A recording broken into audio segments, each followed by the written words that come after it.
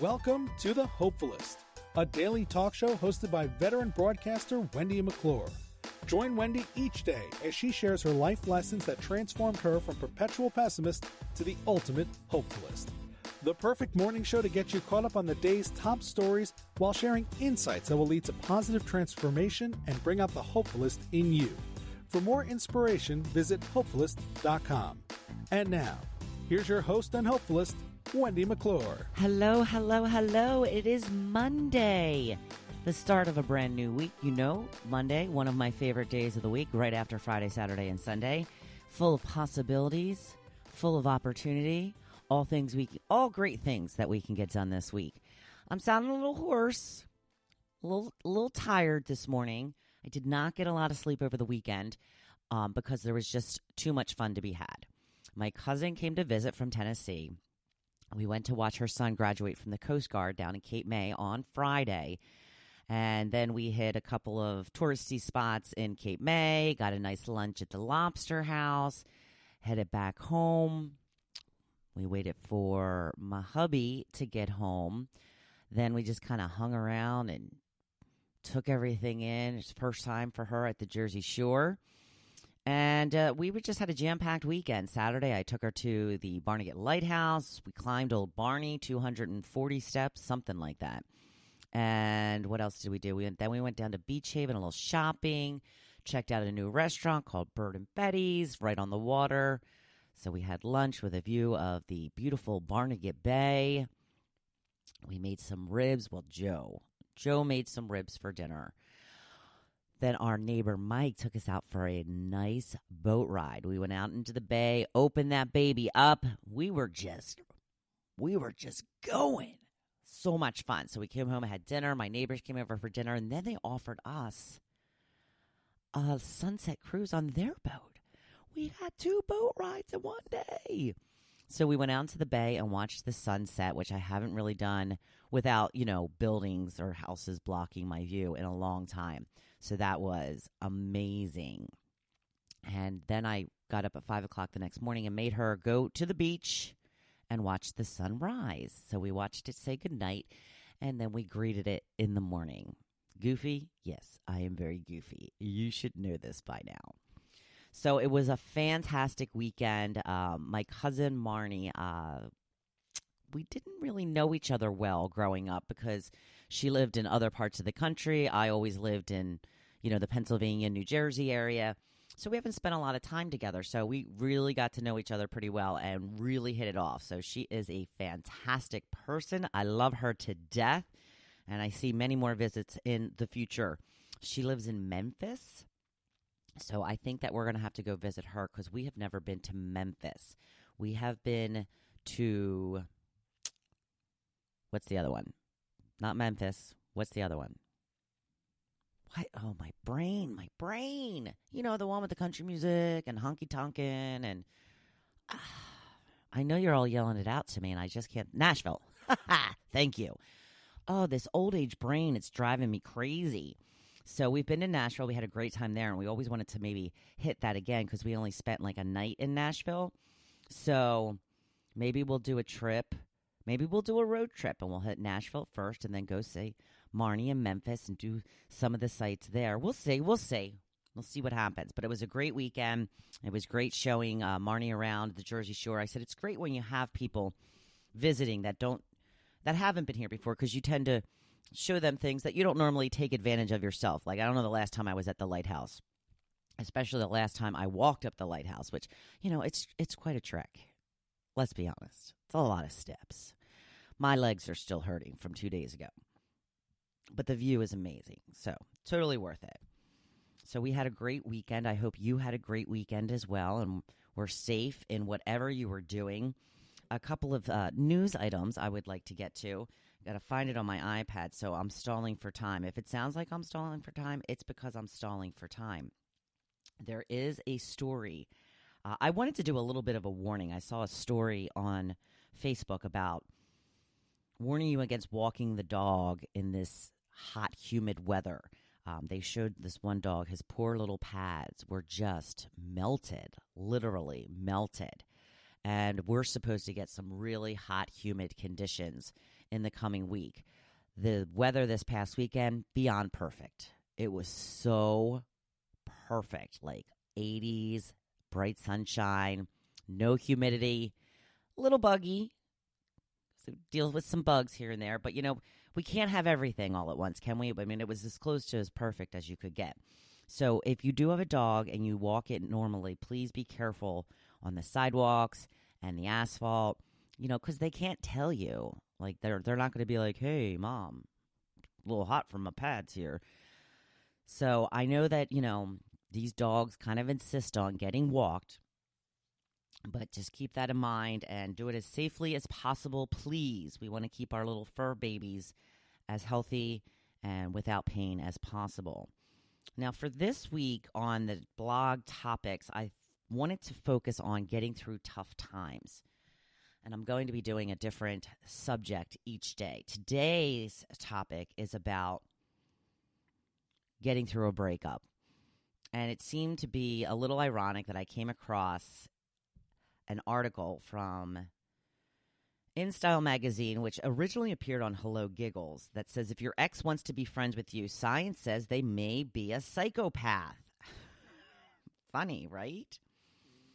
So they did this big study and survey and all this stuff, and it says that the verdict is pretty simple. Psychopaths and narcissists are most likely to request friendship after the romantic relationship has come to a close. An author of the study said individuals who score higher on measures of dark personality tend to choose friends for strategic purposes. Thus, it is likely that these traits will be associated with valuing friendships for utilitarian or instrumental reasons. Friends with benefits, I think, is what they're getting at.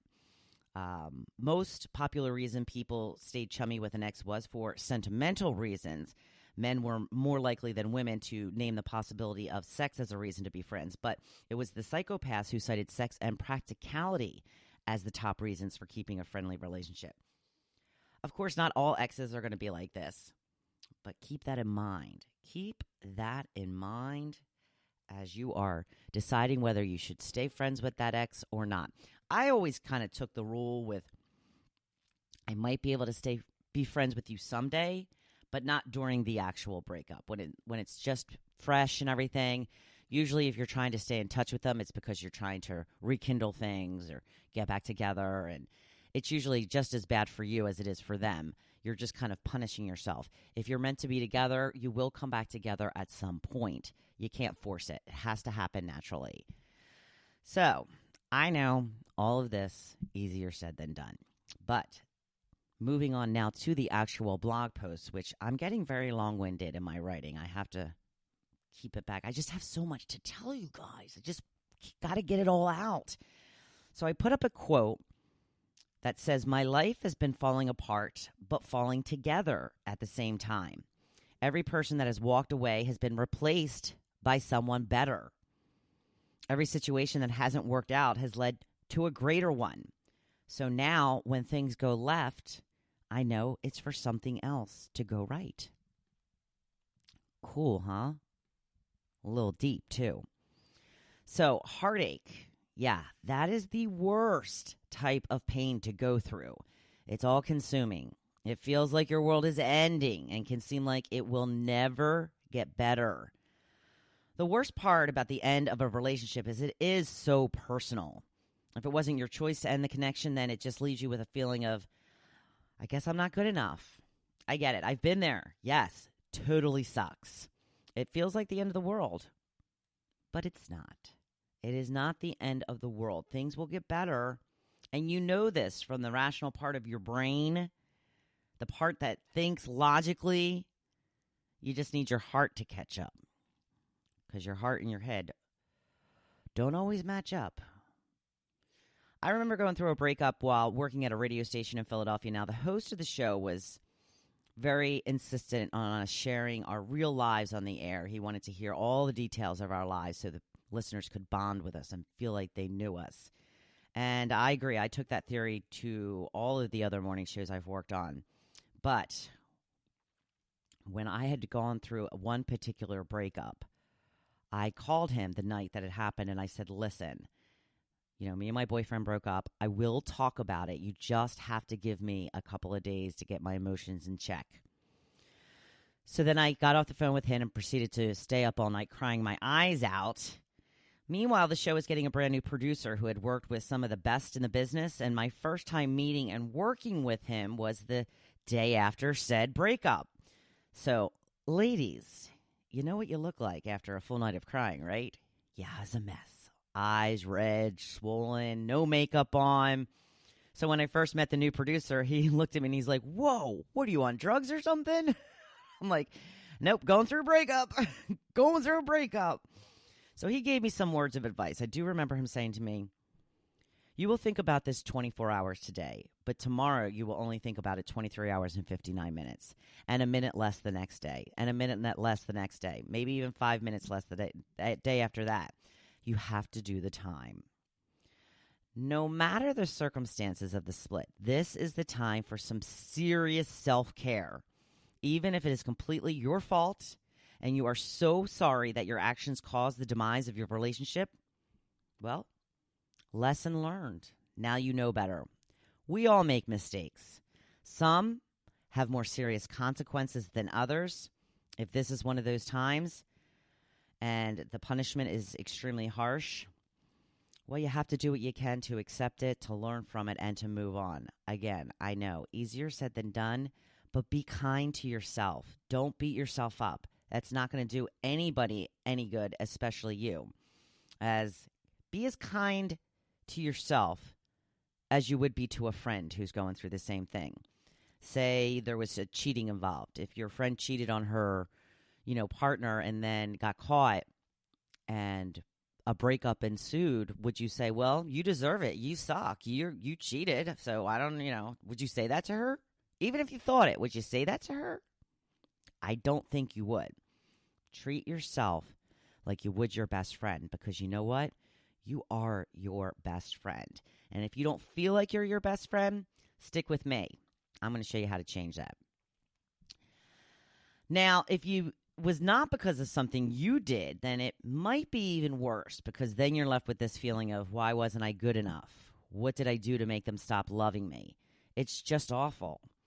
Again, this is the time to be kind and indulge in some serious self-care. I do encourage you to ask the questions to yourself that are nagging at you. If you can figure out where things started to go wrong, that can help give you some sort of peace of mind. If you're in a position where you can ask the person and you feel they may be honest with you, ask them, what happened? How did it start to unravel? Just let me know. I just want to know. I'm not trying to get back together, and just let me know. But remember that sometimes things don't work out because something better is waiting for you. So now is a great time to take stock of the type of person you are. Do you like yourself? Are you happy with your life aside from the current breakup? Great. Then this just wasn't the relationship that was meant for you. You will get past it. There's a time and a place for certain things. But if you think you did some things to contribute to the breakup and you wish to change certain aspects of yourself, then do it. Start working on it today. But be kind to yourself in the meantime.